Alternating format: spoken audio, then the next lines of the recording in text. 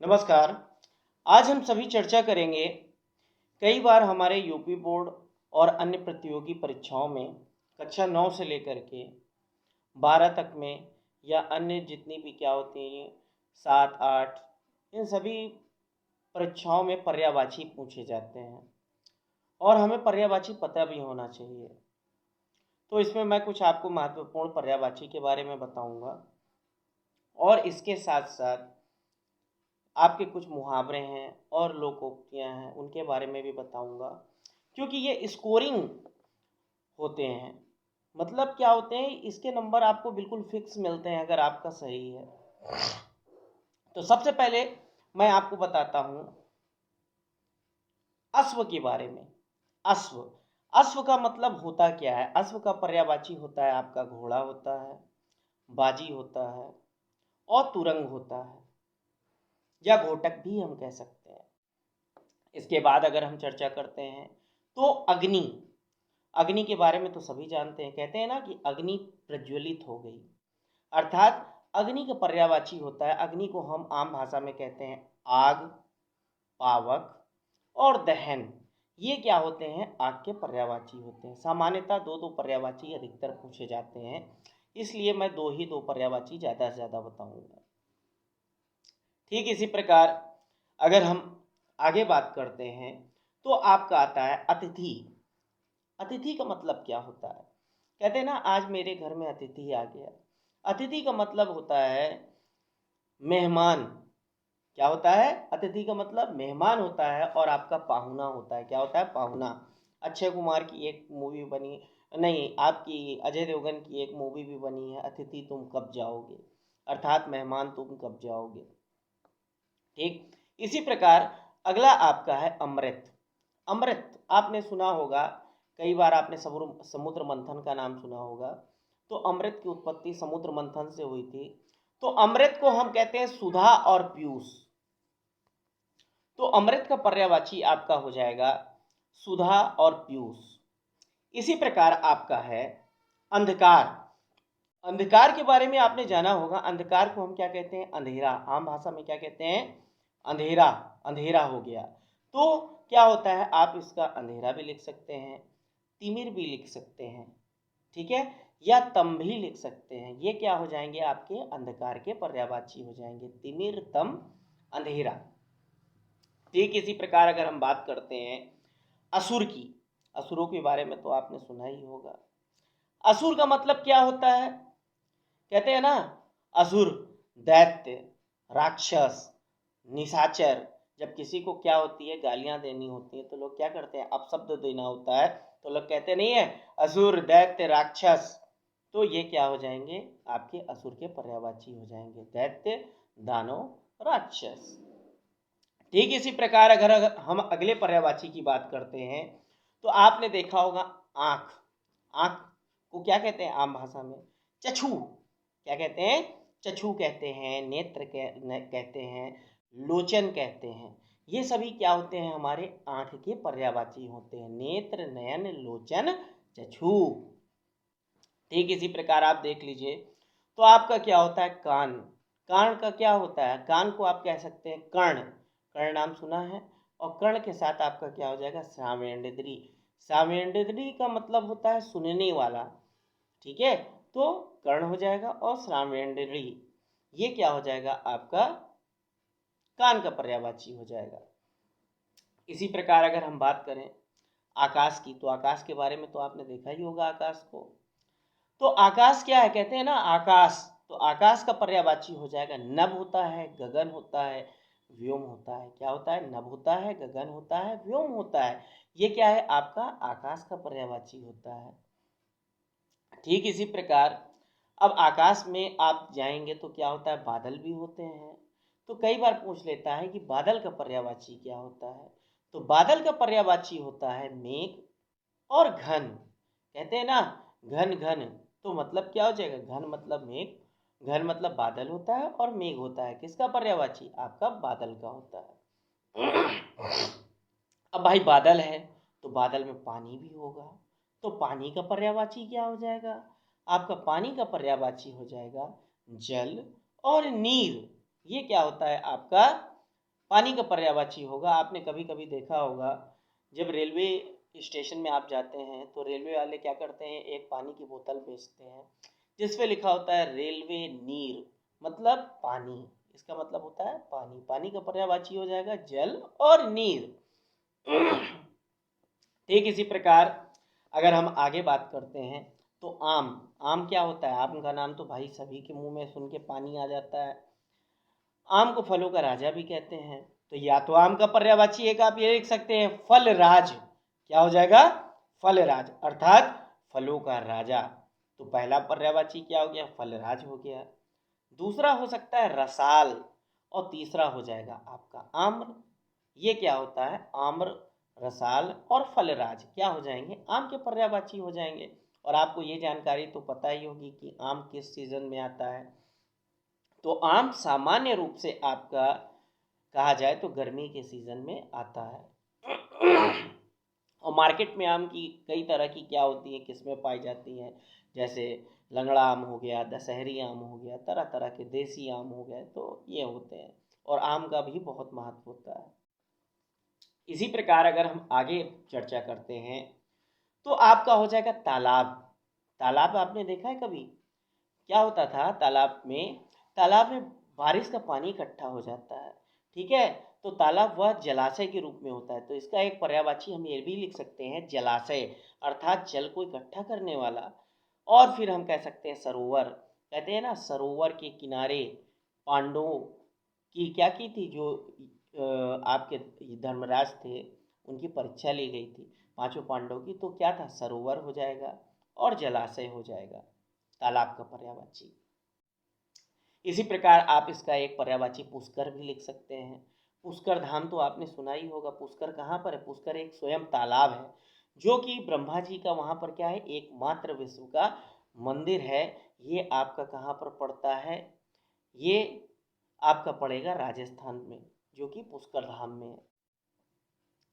ठीक इसी प्रकार अगर हम आप देखते हैं, अगले की बात करें तो आपने सुना होगा जीभ के बारे में। जीभ देखा है कभी सबने? तो जीभ का पर्यायवाची आपका क्या हो जाएगा? जीभ को हम कहते हैं जबान। कहते हैं ना, अपनी जबान संभाल के रखना, मतलब अपनी जबान संभालो, जबान हो जाएगा। और इसके बाद क्या हो जाएगा? रसना भी हम कह सकते हैं और रसला भी कह सकते हैं। ये क्या होते हैं? जीभ के पर्यायवाची होते हैं। रसना, रसला और जबान, ये जीभ के पर्यायवाची हो जाएंगे।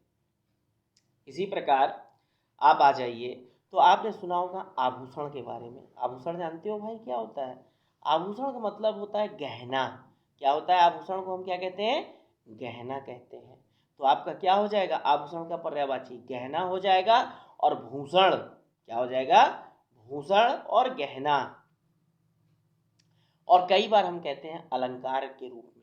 मतलब क्या होता है कि जो आपका आभूषण है उसका पर्यायवाची हो जाएगा गहना, हो जाएगा भूषण, हो जाएगा और अलंकार। अलंकार भी क्या होता है? किसी काव्य में क्या कर देता है, जैसे अपनी चांदनी फैला देता है या चार चांद लगा देता है। उसी प्रकार गहने जब कोई व्यक्ति पहन लेता है तो क्या होता है? आपका शरीर बहुत ही अच्छा हो जाता है। ठीक इसी प्रकार अगर हम आगे बात करते हैं तो इंद्र के बारे में। इंद्र का होता है सुरेश और देवेंद्र। इंद्र का पर्यायवाची क्या हो जाएगा? सुरेश और देवेंद्र। इंद्र कौन है भाई? इंद्र है आपके सभी देवताओं के राजा। जो सभी देवताओं के राजा हैं उसे हम इंद्र कहते हैं। और इंद्र का पर्यायवाची हो जाएगा आपका देवराज और देवपति, या देवेंद्र भी हम कह सकते हैं। अब इसी प्रकार अगली अगर हम बात करते हैं तो आपने सांप के बारे में सुना होगा, सांप देखा भी होगा। कई प्रकार के सांप होते हैं। तो भारत में वैसे तो सांप की कई किस्में हैं। वाइपर पाई जाती है, किंग कोबरा पाई जाती है, नाग जिसे कहते हैं। और इसके साथ साथ तरह तरह के होते हैं, पाइथन भी होता है। तो अब हम मेन टॉपिक में आते हैं, इस सांप के पर्यायवाची क्या होते हैं, सांप को आप किन किन नामों से पुकार सकते हैं। तो सांप का पर्यायवाची आपका हो जाएगा सर्प, हो जाएगा और भुजंग हो जाएगा। हम विषधर भी सांप को कह सकते हैं, अर्थात विष को धारण करने वाला। क्योंकि सांप क्या करता है? विष को धारण करता है, इसलिए हम उसको विषधर के नाम से भी पुकार सकते हैं। ठीक इसी प्रकार अगर हम आगे देखते हैं तो सर्प के बाद अगर हम जंगल के जीवों में ही चलते हैं तो हिरन के बारे में आपने सुना होगा। हिरन का पर्यायवाची क्या हो जाएगा? मृग हो जाएगा। क्या हो जाएगा? मृग हो जाएगा। या बारहसिंगा भी हम कह सकते हैं। बारह सींग वाला भी जो होता है वो हिरन ही होता है, मृग होता है। और कस्तूरी को धारण करने वाला भी कह सकते हैं, या कस्तूरी धात्री हम कह सकते हैं। तो क्या हो जाएगा? मृग हो जाएगा, बारहसिंगा हो जाएगा, और कस्तूरी धात्री भी हम कह सकते हैं, अर्थात कस्तूरी को धारण करने वाला। क्योंकि हिरन की नाभि में क्या होती है? कस्तूरी पाई जाती है, जो कि क्या होता है? बहुत ही तेज महकता है। लेकिन हिरन सोचता है कि पूरे जंगल में है, लेकिन क्या होता है? वो उसके स्वयं के शरीर में होता है। ठीक इसी प्रकार जंगल में और क्या पाए जाते हैं? अब जब हम जंगल की ही बात कर रहे हैं तो जंगल का पर्यायवाची क्या होगा? जंगल का पर्यायवाची आपका होता है वन, कानन और अरण्य। क्या होता है? वन, कानन और अरण्य। इसे हम क्या कहते हैं? जंगल भी कहते हैं। वन हो जाएगा, कानन हो जाएगा और अरण्य। ठीक इसी प्रकार अगर हम पेड़ की बात करें, भाई जंगल में तो पेड़ भी होते हैं, तो अगर हम पेड़ की बात करते हैं तो पेड़ का पर्यायवाची आपका क्या होगा? पेड़ का पर्यायवाची आपका हो जाएगा तरु और पादप। कहते हैं ना पादप जगत। पादप जगत का मतलब क्या होता है? पौधों का जगत। ठीक है। और पेड़ हो जाएगा, तरु हो जाएगा। तरु को कहते हैं ना तरु। तरु हो जाएगा, वृक्ष हो जाएगा, पादप हो जाएगा। तरु, वृक्ष, पादप ये सभी पेड़ के क्या होते हैं? पर्यायवाची होते हैं। ठीक। अब भाई जंगल है तो जंगल में होता क्या है? पहाड़ भी मिल जाते हैं कभी कभी। तो पहाड़ का पर्यायवाची भी कई बार पूछा जाता है कि पहाड़ का पर्यायवाची क्या होगा? तो पहाड़ का पर्यायवाची आपका होता है गिरी और पर्वत। क्या होता है? गिरी, पर्वत। ठीक है। ये क्या होते हैं? पहाड़ के पर्यायवाची होते हैं। पहाड़ को हम हिमालय के नाम से भी कह सकते हैं, तो हिमालय भी इसका क्या हो जाएगा? एक पर्यायवाची हो सकता है। ठीक इसी प्रकार भाई आप जंगल में हैं तो नदी भी होती है। तो जंगल में अगर नदी है तो नदी का पर्यायवाची क्या हो सकता है? नदी का पर्यायवाची आपका हो जाएगा सरिता, तटनी, तरंगनी। क्या होता है? सरिता हो सकता है, तटनी हो सकता है और तरंगनी। ये क्या हो सकता है? आपका नदी का पर्यायवाची हो सकता है। ठीक। तो ये क्या हो गई भाई? हमारे जंगल की बात हो गई, जो जंगल में चीजें पाई जा रही थी। अब थोड़ा बाहर आ जाते हैं तो उपवन। उपवन का नाम सुना होगा ना? उपवन। तो उपवन को हम क्या कहते हैं? नॉर्मल इंग्लिश भाषा में तो हम गार्डन कहते हैं उपवन को, लेकिन उपवन का पर्यायवाची हिंदी में क्या होगा? तो इसका पर्यायवाची हो जाएगा आपका बाग, बगीचा। कहते हैं ना बाग, बगीचा, उपवन। तो ये क्या होते हैं? उपवन के पर्यायवाची होते हैं बाग और बगीचा। ठीक इसी प्रकार आप आ जाइए तो आगे हम बात करें। अब बगीचे में घुस गए हैं भाई, तो क्या होगा? बगीचे में क्या होता है? फूल भी होते हैं। और फूल का पर्यायवाची क्या होता है? फूल का पर्यायवाची आपका होता है, कहते हैं ना पुष्प। भैया मुझे एक पुष्प दे दो। और क्या कहते हैं? कुसुम। कहते हैं ना कई लोग नाम रख देते हैं कुसुम, तुम कुसुम की तरह हो। कुसुम का मतलब होता है फूल। ठीक है। तो आपका पुष्प का पर्यायवाची हो जाएगा फूल हो जाएगा और कुसुम हो जाएगा। तो ये क्या है? आपके दिए गए हैं। अब आप बगीचे में घुसे हैं तो बगीचे में ही भैया आपका क्या हो जाएगा? उसी बगीचे या उपवन में ही क्या होते हैं? पक्षी भी होते हैं। पक्षी कैसे बोलते हैं? चें चें करके बोलते हैं। तो पक्षी का पर्यायवाची क्या हो जाएगा? तो भैया पक्षी का पर्यायवाची आपका हो जाएगा खग और विहग। क्या हो जाएगा? खग और विहग। ये क्या होता है? आपका पक्षी का पर्यायवाची होता है खग और विहग। ठीक इसी प्रकार अब आगे अगर हम चर्चा करते हैं तो आपने देवों का नाम सुना होगा। अगर आपसे पूछ ले कि देव का पर्यायवाची क्या होगा, तो कहते हैं ना देव। देव का क्या होता है? ईश्वर भी होता है, परमात्मा भी होता है। ठीक है। सर्वव्यापी भी होता है, क्योंकि परमात्मा सभी जगह व्याप्त है। इसीलिए हम देव के पर्यायवाची को क्या कह सकते हैं? ईश्वर, परमात्मा, सर्वव्यापी। या क्या कह सकते हैं इसके साथ? हम इसको जगदीश भी कह सकते हैं। ये क्या हो जाएंगे? आपके देव के पर्यायवाची हो जाएंगे। और एक तो महत्वपूर्ण है इसमें भगवान। कहते हैं ना हे भगवान मेरी रक्षा करो, तो ये भी क्या है? देव का पर्यायवाची होता है। ठीक इसी प्रकार अगर हम आगे बढ़ते हैं तो आपने सुना होगा कनक। ठीक है, तो भैया कनक दो प्रकार के होते हैं, एक कनक होता है धतूरा और एक होता है स्वर्ण। लेकिन जब हम पर्यायवाची के बारे में बात करेंगे तो पर्यायवाची में बात करते हैं कनक की, तो कनक का मतलब होता है सोना, स्वर्ण जिसे कहते हैं। कनक को स्वर्ण भी कह सकते हैं, सोना भी कह सकते हैं। सोने वाला सोना नहीं, पहनने वाला भैया सोना। ठीक है, तो कनक का पर्यायवाची होता है सोना, और धतूरा दोनों कह सकते हैं ना। कहते हैं ना, कनक कनक ते 100 गुनी मादकता अधिकाए, एक खाए बौराए एक पाए बौराए। एक सोने को पा लेने से आदमी बौरा जाता है, अगर सोने का आभूषण पा गया कहीं से तो बौरा जाएगा, अरे मैंने पाया मैंने पाया। और अगर एक खा लेगा तो क्या हो जाएगा, बौरा जाएगा। तो इसी प्रकार जो है कनक के दो पर्यायवाची होते हैं, एक हम कहते हैं उसे सोना कहते हैं, और एक को हम क्या कह सकते हैं, धतूरा के रूप में हम कह सकते हैं। और इसके साथ साथ आपका क्या होता है, हम इसको कंचन भी कह सकते हैं। क्या कहते हैं, कंचन भी कहते हैं। अब बात करें कमल की।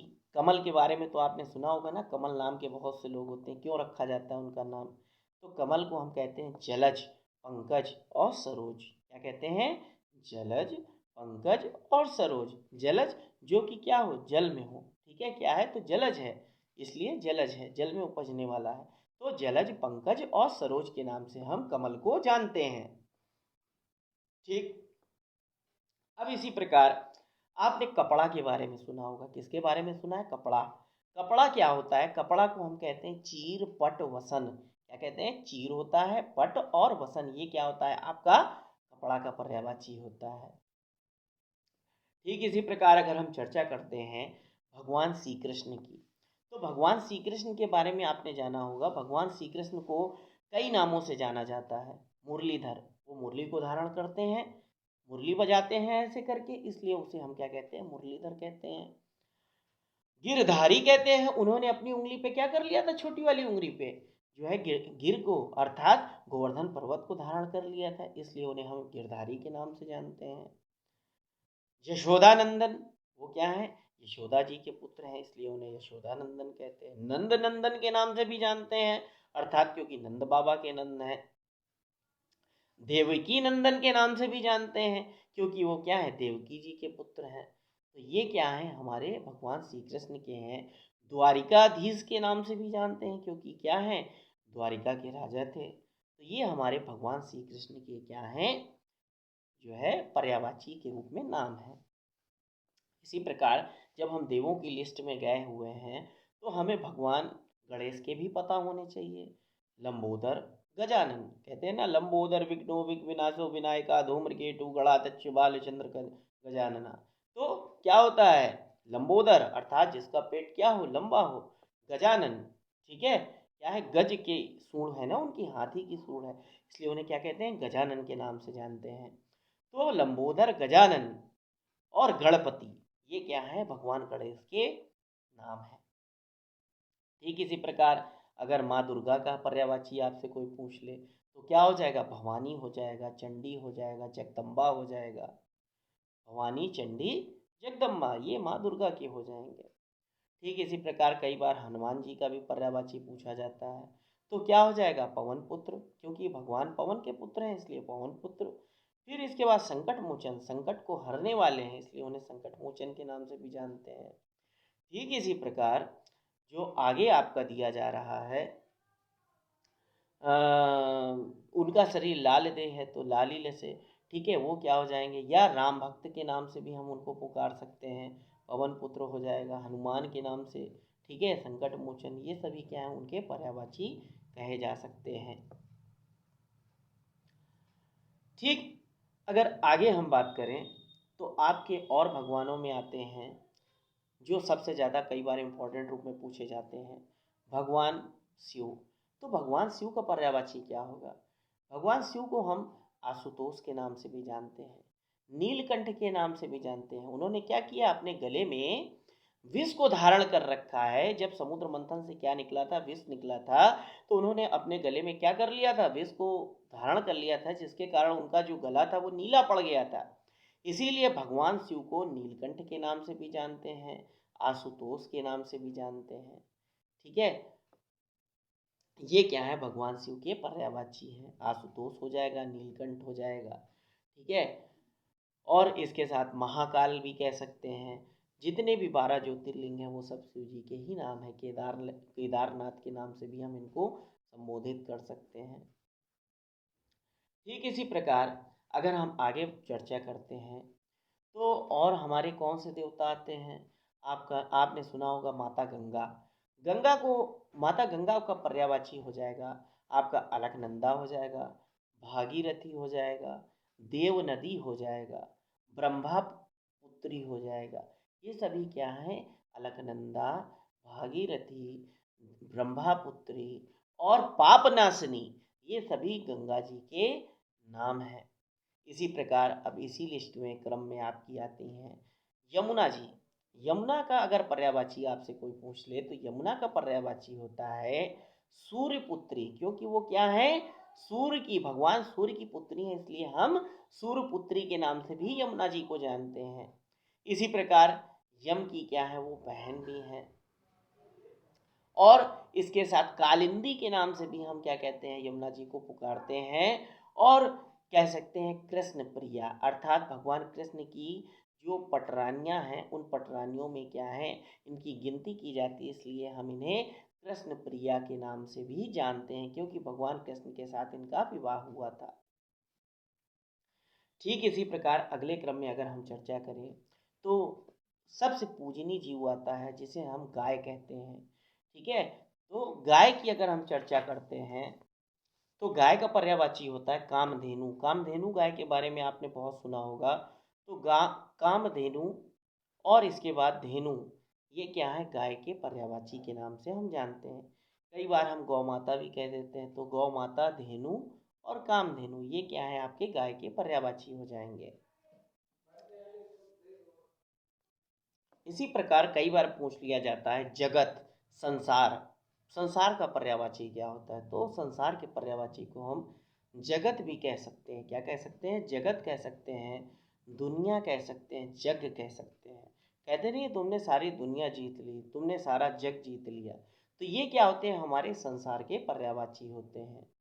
ठीक इसी प्रकार अगर अगले क्रम में हम चर्चा करते हैं तो घर, घर का पर्यायवाची क्या होता है। घर का पर्यायवाची होता है आपका गृह, सदन और आलय। क्या होता है, गृह, सदन और आलय, ये क्या होते हैं, आपके घर के पर्यायवाची होते हैं।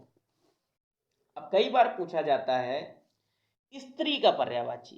कहते हैं ना स्त्री, स्त्री, स्त्री का मतलब क्या होता है, औरत। तो क्या हो जाएगा आपका, अबला भी कह सकते हैं, महिला भी कह सकते हैं। कहते हैं ना महिला, तो महिला क्या होता है, महिला भी कह सकते हैं और अबला भी कह सकते हैं। ये सभी स्त्री के पर्यायवाची होते हैं। इसके साथ आप क्रम में आइए तो राजा, राजा के बारे में आपने सुना होगा। तो राजा का पर्यायवाची क्या हो सकता है, राजा का होता है नृप और भूपति। क्या होता है, नृप, भूपति। इसी प्रकार आपने अब राजा की जब चर्चा की है तो जंगल के राजा शेर की क्या होती है, क्या कहते हैं, जो जंगल का राजा शेर होता है उसका पर्यायवाची क्या होता है। तो शेर का पर्यायवाची हो जाएगा सिंह होता है। और वनराज क्या होता है, सिंह और वनराज। ठीक इसी प्रकार आगे हम अगर अगले क्रम में चर्चा करते हैं तो पुत्र का पर्यायवाची क्या होगा। पुत्र का पर्यायवाची होता है बेटा और सुत, और तनय भी हम कह सकते हैं, तनय, बेटा, सुत। इसी प्रकार पुत्री की चर्चा करते हैं तो पुत्री का पर्यायवाची क्या हो सकता है, तनया हो जाएगा, बेटी हो जाएगा, सुता हो जाएगा। तनया, बेटी और सुता, ये क्या होते हैं आपके, किसके पर्यायवाची होते हैं, पुत्री के पर्यायवाची होते हैं।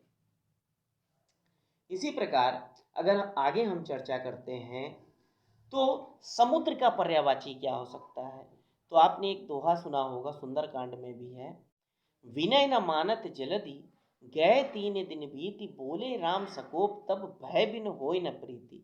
अर्थात जलधि, जलधि क्या होता है, ये समुद्र का पर्यायवाची होता है। तो समुद्र का जब कभी आपसे पर्यायवाची पूछे तो आप क्या कहेंगे, जलधि, सागर और क्या हो जाएगा, महासागर। ये क्या हो जाएगा, आपका समुद्र का पर्यायवाची हो जाएगा, जलधि और सागर। इसके साथ साथ आप सिंधु भी कह सकते हैं। क्या होता है इसका एक पर्यायवाची? सिंधु भी होता है। और रत्नाकर, इसे समुद्र को रत्नाकर के नाम से भी जानते हैं। क्यों रत्नाकर के नाम से जानते हैं?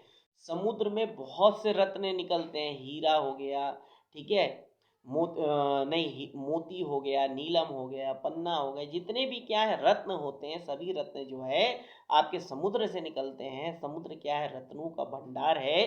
इसीलिए समुद्र को हम रत्नाकर के नाम से भी संबोधित कर सकते हैं। ठीक इसी प्रकार अगर हम चर्चा करते हैं मित्र की, तो मित्र क्या होता है? आप कहते हैं ना बाल सखा, ठीक है, सखा, सहचर, सहपाठी। तो मित्र का पर्यायवाची क्या होता है? सखा, सहचर और सहपाठी। ये क्या होते हैं? आपके मित्र के पर्यायवाची होते हैं। ठीक इसी प्रकार अगर हम माता की बात करें, तो माता का पर्यायवाची क्या हो सकता है? माता का पर्यायवाची हो जाएगा जननी, जगदम्मा, जन्मदात्री अर्थात जन्म देने वाली। ठीक है, ये क्या होता है? माता का पर्यायवाची होता है जननी, जगदम्बा, जन्मदात्री। इसी प्रकार अगर हम पिता की चर्चा करते हैं, तो पिता का क्या हो जाएगा? जनक हो जाएगा और तात हो जाएगा। क्या हो जाएगा? जनक हो जाएगा, तात हो जाएगा, जन्मदाता हो जाएगा। ये क्या होते हैं? पिता का पर्यायवाची होता है। अब आपने सुना है आप मनुष्य हैं, तो मनुष्य का पर्यायवाची क्या हो सकता है? ये भी बहुत बार पूछा जाता है कि मनुष्य का पर्यायवाची क्या होगा। तो मनुष्य का पर्यायवाची होता है आपका मानव। क्या होता है? मानव, मनुज। क्या होता है? मानव हो जाएगा, मनुज हो जाएगा और आदमी। ये क्या होता है? मनुष्य का पर्यायवाची होता है। अब अगर हम चर्चा करते हैं हवा की, तो हवा का पर्यायवाची क्या होगा? इससे पहले मैंने आपको पानी का पर्यायवाची बताया था, तो हवा का भी पर्यायवाची कई बार पूछा जाता है। हवा का पर्यायवाची क्या होगा? तो हवा का पर्यायवाची होता है पवन। क्या होता है? पवन, ठीक है। मारुत, क्या होता है? पवन और मारुत, ये क्या होता है? हवा का पर्यायवाची होता है। ठीक इसी प्रकार कई बार पूछ लिया जाता है कि दूध का पर्यायवाची क्या होगा? तो दूध का पर्यायवाची आपका क्या होता है भैया? दूध का पर्यायवाची होता है दुग्ध। क्या होता है? दुग्ध होता है। और पायस क्या होता है? दुग्ध होता है। और इसके साथ हम क्या कह सकते हैं? पायस कह सकते हैं। गोरस भी हम क्या कहते हैं? दूध को ही कहते हैं। दिन का पर्यायवाची क्या हो सकता है? आपने सुना होगा दिन, तो दिन को दिवस भी कहते हैं हम और वासर भी कहते हैं। क्या कहते हैं? वासर भी कहते हैं। अगर इसी प्रकार इसका जस्ट अपोजिट आपसे पूछ लिया जाए कि रात्रि का पर्यायवाची क्या होगा, तो क्या हो जाएगा? निशा हो जाएगा। और क्या हो जाएगा? अंधकारमयी हो जाएगा। क्या हो जाएगा? अंधकारमयी हो जाएगा, निशा हो जाएगा। ये क्या हो जाएगा? आपका रात्रि का पर्यायवाची हो जाएगा। अगर दोपहर का पर्यायवाची आपसे पूछ ले, तो दोपहर को हम क्या कहते हैं? अपराह्न कहते हैं। क्या कहते हैं? अपराह्न हो जाएगा। और मध्य दिन हो जाएगा। क्या हो जाएगा? मध्यकाल भी कह सकते हैं या मध्य दिन भी कह सकते हैं। तो ये क्या होते हैं? आपके कुछ महत्वपूर्ण पर्यायवाची हैं। इसके साथ साथ कभी पूछ लेता है कि बंदर का पर्यायवाची क्या होगा, तो कपि कहते हैं। बंदर को क्या कहते हैं? कपि कहते हैं, मरकट कहते हैं। ठीक है, आपने जब सुंदरकांड सुना होगा एक बार कभी भी, तो उसमें रावण ने संबोधित किया था मरकट। मरकट हनुमान जी के लिए शब्द उसने प्रयोग किया था, क्योंकि मरकट का मतलब होता है वानर। अर्थात इसको हम क्या कहते हैं? मरकट भी कहते हैं, वानर भी कहते हैं। ठीक है, तो ये क्या होते हैं? आपके किसके पर्यायवाची होते हैं? ये सभी आपके पर्यायवाची होते हैं बंदर के। ठीक, तो ये कुछ महत्वपूर्ण पर्यायवाची हैं जो कभी कभी क्या होते हैं? पूछे जाते हैं। कई बार पूछ लिया जाता है, जैसे इच्छा का पर्यायवाची। इच्छा कहते हैं ना मेरी इच्छा नहीं कर रही, तो इच्छा का मतलब होता है चाह, चाहना। और क्या होता है? आकांक्षा। तो इच्छा का पर्यायवाची हम लिख देंगे चाह, आकांक्षा, अभिलाषा। ठीक इसी प्रकार अगर हम आगे की चर्चा करें, तो आपसे कई बार कबूतर का पर्यायवाची भी पूछ लिया जाता है। तो कबूतर को हम क्या कहते हैं? कपोत। क्या कहते हैं? कपोत कहते हैं। और इसके साथ हम क्या कहते हैं? परावत। क्या कहते हैं? परावत भी हम कहते हैं। किसको? कबूतर को। कभी कभी हाथी का पर्यायवाची पूछ लेता है, तो हाथी का पर्यायवाची क्या होता है? हाथी का पर्यायवाची होता है गज। क्या होता है? गज। ये क्या गज मतंग, ये क्या होता है आपका? हाथी का पर्यायवाची होता है।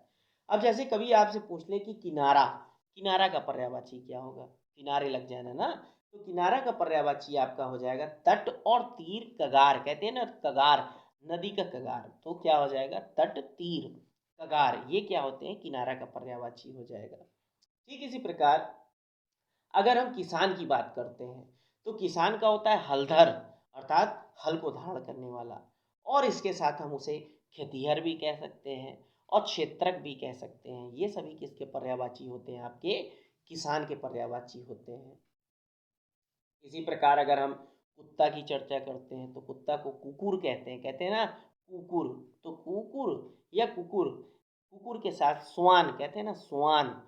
स्वान के मुंह में महाभारत में क्या था? एकलव्य ने तीर भर दिए थे, ठीक है। तो स्वान और कुकुर, ये क्या होते हैं? आपके कुत्ता का पर्यायवाची होते हैं। ठीक इसी प्रकार अगर हम बात करते हैं धनुष की, तो धनुष का पर्यायवाची क्या हो सकता है?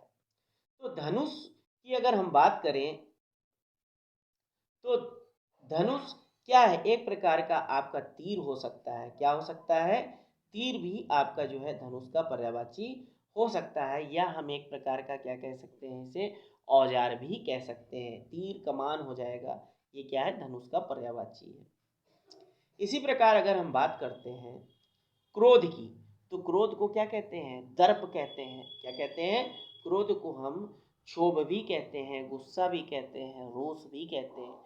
ये क्या है? आपके क्रोध के पर्यायवाची होते हैं। इसी प्रकार मैंने आपको आंख का पर्यायवाची बताया था, कान का बताया था, आपका नाक रह गई थी। तो नाक का पर्यायवाची क्या होता है? नासिका और नकरा। क्या होता है? नासिका और नकरा, ये क्या होते हैं? आपके नाक के पर्यायवाची होते हैं। फिर इसी प्रकार अगर हम बात करते हैं पृथ्वी की, जो महत्वपूर्ण पर्यायवाची है, तो पृथ्वी का आपका पर्यायवाची होता है भूमि धरती धरा। कहते हैं ना भूमि धरती धरा, ये क्या है? आपके पृथ्वी के पर्यायवाची हैं, जो कई बार पेपर में पूछे जाते हैं। इसी प्रकार अगर हम अपने क्या कहते हैं भारत की चर्चा करें, तो भारत को हम आर्यावर्त के नाम से जानते हैं। कहते हैं ना क्योंकि यहाँ पर आर्यों का निवास था, इसलिए हम भारत को आर्यावर्त के नाम से जानते हैं। और इसके साथ साथ हम क्या कहते हैं? हिंदुस्तान भी कहते हैं। क्या कहते हैं? हिंदुस्तान भी कहते हैं, हिंद भी कहते हैं, ठीक है। और भारत, ये क्या है? इसके क्या है? नाम है। अगर कोयल की हम बात करते हैं, तो कोयल को हम श्यामा और हरि के नाम से जानते हैं। किसके नाम से जानते हैं? श्यामा और हरि। अब इसी प्रकार अगर हम बात करें हिमालय पर्वत की, तो हिमालय पर्वत को हम क्या कहते हैं? गिरिराज। सभी गिरी, गिरी मतलब होता है पर्वत, मैंने आपको इससे पहले पर्यायवाची में बताया था। तो सभी पर्वतों के जो राजा हैं, उसे हम क्या कहते हैं? गिरिराज कहते हैं। क्या कहते हैं? गिरिराज, अर्थात जो सभी पर्वतों के राजा हैं वो क्या है? हमारे हिमालय हैं। और तो गिरिराज हो जाएगा, और पर्वतराज कह सकते हैं हम हिमालय को। नगपति भी कहते हैं। क्या कहते हैं? नगपति। तो गिरिराज, नगपति, पर्वतराज, ये क्या हो जाएंगे? आपके हिमालय के पर्यायवाची हो जाएंगे। दो महत्वपूर्ण पर्यायवाची और छूट रहे थे। सूर्य, सूर्य का पर्यायवाची क्या होता है? तो सूर्य का पर्यायवाची आपका क्या होता है? सूर्य को हम भानु कहते हैं, दिवाकर कहते हैं, रवि भी कहते हैं। क्या कहते हैं? सूर्य को हम भानु, दिवाकर, रवि, ये क्या है? हमारे सूर्य के पर्यायवाची हैं। इसी प्रकार अगर हम चंद्रमा की बात करते हैं, तो चंद्रमा को हम क्या कहते हैं? चंद्रमा को हम राकेश के नाम से जानते हैं। किसके नाम से जानते हैं? राकेश, रजनीश, इन सभी के नाम से हम क्या कहते हैं? चंद्रमा को संबोधित कर सकते हैं। चंद्रमा का एक पर्यायवाची और है सोम। क्या है? सोम। आपने भारत में एक ज्योतिर्लिंग है महत्वपूर्ण, और पहला ज्योतिर्लिंग माना जाता है सोमनाथ, उसका नाम सुना होगा सोम। क्योंकि चंद्रमा ने उसकी पूजा की थी, उस लिंग की स्थापना की थी, इसीलिए उसे सोमनाथ कहते हैं, अर्थात सोम के नाथ, चंद्रमा के नाथ। तो सोम हो जाएगा, राकेश हो जाएगा, रजनीश, ये क्या है? चंद्रमा का पर्यायवाची है। इसी प्रकार हम बात करते हैं मछली की, तो मछली के बारे में यह आपने सुना होगा। मछली का पर्यायवाची होता है मकर, और जलचरी, क्या कहते हैं, जलचरी भी कहते हैं, और मकर, ये क्या है, मछली के पर्यायवाची है। कभी कभी एक पर्यायवाची और इसका आप बोल सकते हैं, मीन, कहते हैं ना मीन, मीन मतलब भी क्या होता है आपका, मछली।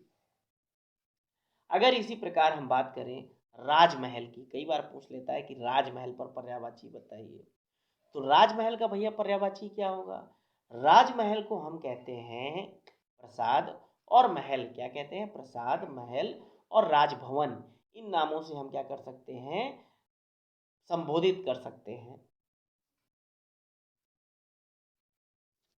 अन्य कुछ महत्वपूर्ण हैं अन्य शब्द जो कभी कभी पूछ लिए जाते हैं, जैसे योग, योग को हम क्या कहते हैं, तो योग का मतलब होता है जोड़, अर्थात जोड़ना।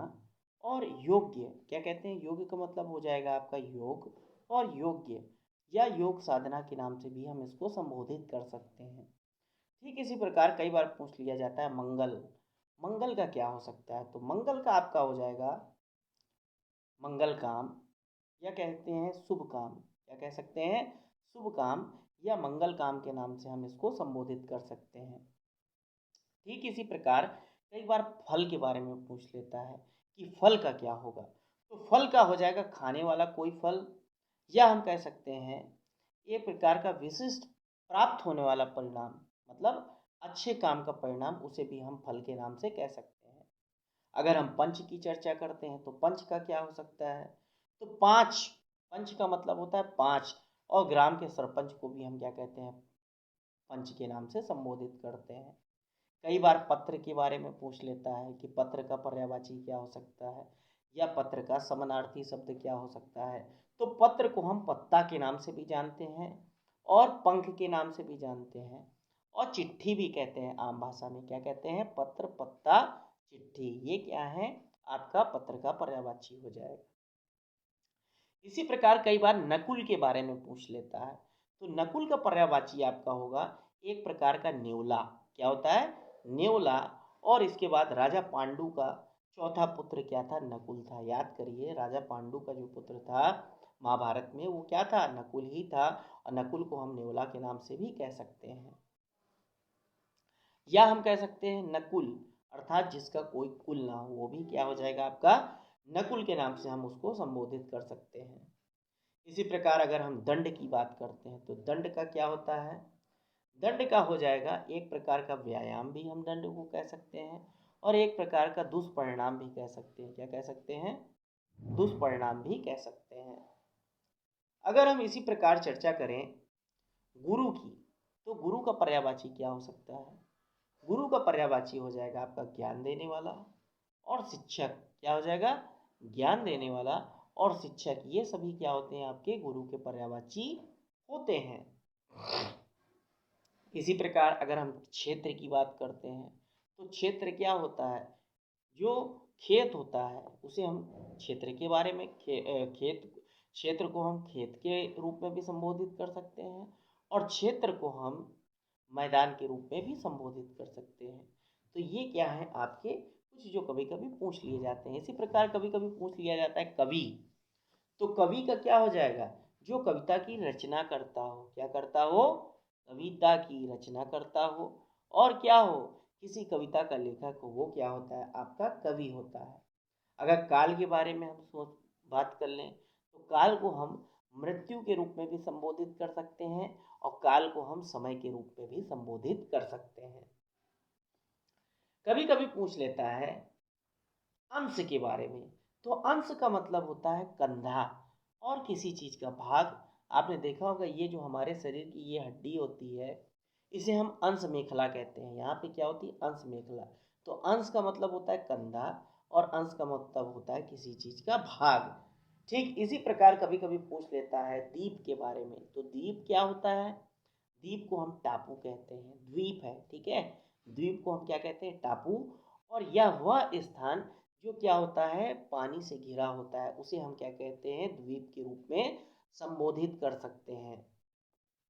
ठीक इसी प्रकार अगर हम व्यंग्य की बात करते हैं, तो व्यंग्य का मतलब होता है एक प्रकार का ताना, क्या होता है, ताना या कटाक्ष कहना, मतलब ऐसी बात कह देना जो किसी दूसरे व्यक्ति को कड़वी लग जाए, तो ये क्या हो जाएगा आपका व्यंग्य का पर्यायवाची हो जाएगा। जैसे कि आपने कई बार कहानियों के रूप में पढ़ा होगा व्यंग्य, तो व्यंग्य क्या होता है? एक प्रकार की टिप्पणी करना किसी के ऊपर। तो ये क्या थे? आपके महत्वपूर्ण पर्यायवाची थे, जो समय-समय पर आपके कक्षा 8 से लेकर के 12 तक में क्या होते हैं, विभिन्न प्रकार की परीक्षाओं में ज़रूर से हिंदी में पूछे जाते हैं। कभी-कभी इसमें से कॉम्पिटिशन में भी पूछ लिए जाते हैं, जिसमें हिंदी का विषय होता है। तो इसमें जो भी भूल-चूक होगी आप उसे क्षमा करिएगा और मेरे वीडियो को लाइक, शेयर, सब्सक्राइब चैनल को ज़रूर करिएगा और ज़्यादा से ज़्यादा शेयर करिएगा ताकि अन्य लोगों तक मेरा यह ज्ञान पहुँच सके। मेरा उद्देश्य समय-समय पर यही रहता है कि मैं अपना ज्ञान अन्य लोगों तक पहुँचा सकूँ और किसी भी प्रकार की क्या हो मेरे वीडियो में कोई कमी ना रहे। अगर मेरे वीडियो में किसी प्रकार की कोई कमी हो या आपको लगे कि मैंने कहीं पर कुछ गलत बताया है, तो आप उसको कमेंट के माध्यम में क्या कर सकते हैं? भेज सकते हैं ताकि मैं उसको सुधार सकूँ। हालाँकि मेरी पूरी कोशिश यही रहती है कि मुझसे कोई गलती ना हो। धन्यवाद।